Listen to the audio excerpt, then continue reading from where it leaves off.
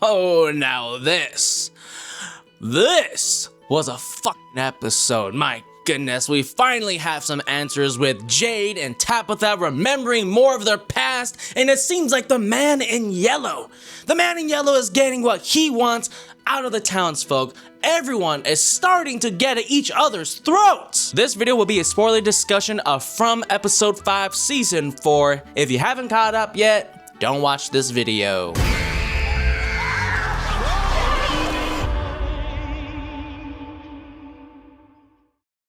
You know, after finishing the episode, while Donna's intuition wasn't wrong, she might have been wrong. Because, as we learned later, the nightmares of the townsfolk became true. The man who threw away young Tabitha's dolls in the lake was afraid of them and they came to life. And yes, I know that's not actually young Tabitha, those are the memories of a past life of Tabitha's. But nonetheless, I'm real happy that Donna didn't die this episode because the showrunners are definitely setting it up, especially with this. I like it when you're here. It's not scary when you're around. We all knew who was gonna die though. This motherfucker.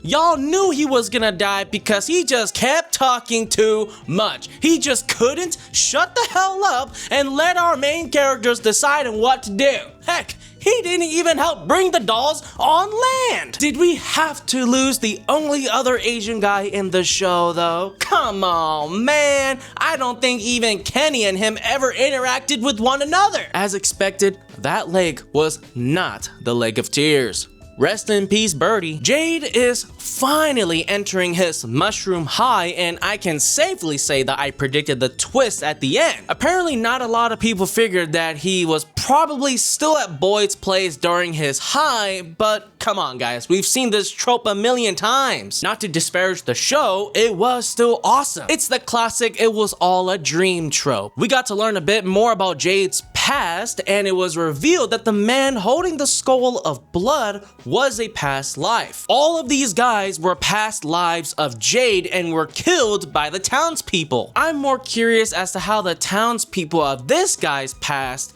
crushed him with a giant rock. We need young Jade to answer the real questions. How the hell did that happen? Where did it happen? Will Boyd and Jade go to the basement where Acosta is next episode and check for a hidden door?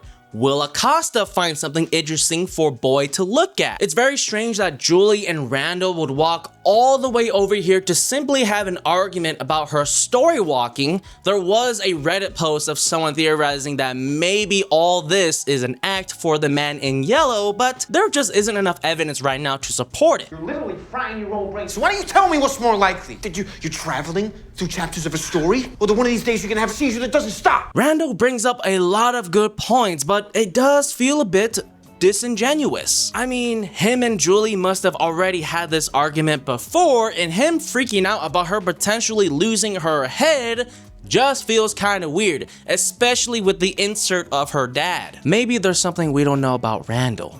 Maybe Randall had a sister or cousin he failed to save and doesn't want to see Julie suffer the same fate. Will Julie tell her mom or Victor about the man in yellow? Marielle reveals that the souls of the people who die in the town are trapped, and perhaps that explains why we keep seeing apparitions of past characters. But not a single one of them has helped our characters or were even true to their real selves when they were alive, so maybe something else is messing with the townsfolk, and they're simply taking on the form of past survivors. We still don't know if that was really Jim talking to Ethan about the Lake of Tears. Our man Kenny holding down the house, and like every good leader, he took accountability and handled the Henry situation. Kinda, because maybe he should have checked in on Henry before he almost drank the entire jar. Thank goodness Victor wasn't too far. Henry's crash out is pretty valid considering the fact that his wife wasn't just killed in the town, but also eaten by a man dressed in a yellow suit. His piano playing skills are on point despite the alcohol. Now, Kenny has confirmation that the man in yellow is real, and will hopefully share this with Boyd. Why did these two even agree to come along if they were just gonna be a bunch of little bitches?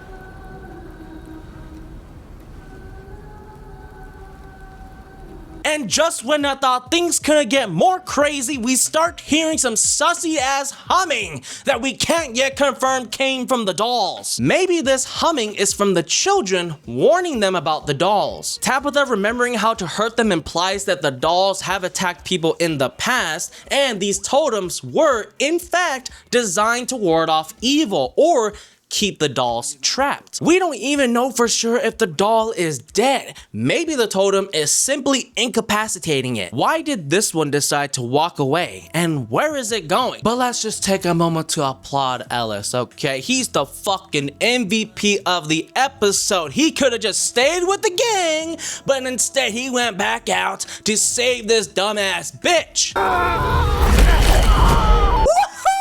Ellis for the win, baby! Back to Jade's insane trip, I have to wonder if this door was blocked on purpose. Of course, we won't know until next episode if the door is real, but if the tunnel does exist, maybe it was blocked for a good reason. It was pretty funny seeing Jade freak out in his chair and Boyd having to calm him down. Did he really figure out how to save the children and where they are?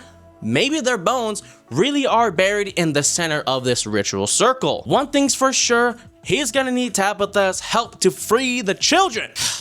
Now we gotta wait 2 weeks? Come on!